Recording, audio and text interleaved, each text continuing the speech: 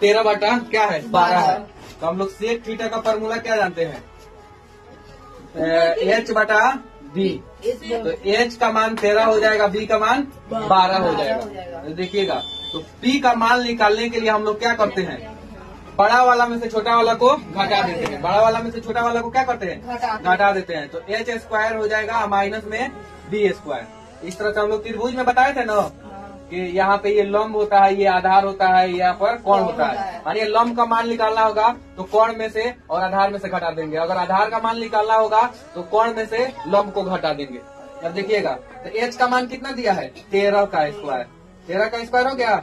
b का मान कितना दिया है 12 का स्क्वायर। 13 का स्क्वायर करेंगे 169, 12 का स्क्वायर करेंगे 144 हो गया।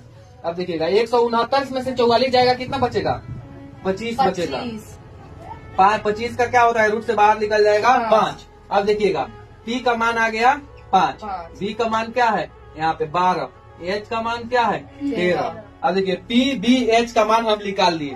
तो इसी तरह आप देखिएगा, अब 6 5 बचा, सेक का मान निकल गया। त्रिकोणमिति में पूरा 5 फॉर्मूला होता है, साइन कॉस टैन, फिर से कॉसेक, फिर से सेक, फिर से कॉट। तो साइन थीटा बराबर होता है b बटा h।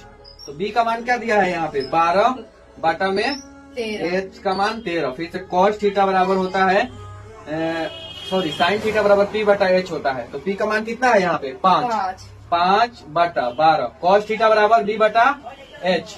तो b का मान कितना है 12, h का मान कितना है 13।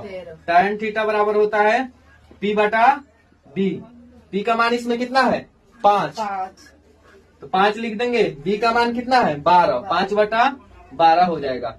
साइन कॉस टैन, देखिएगा साइन का उल्टा हो जाता है कोसेक थीटा। तो कोसेक थीटा का h बटा p हो जाएगा, h बटा p हो जाएगा।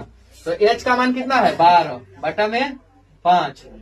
फिर से देखिएगा सेक का मान दे दिया है, कॉट थीटा का मान निकालेंगे।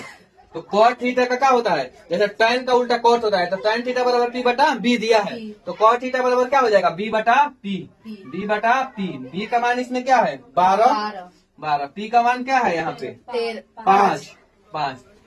तो पूरा इसका मान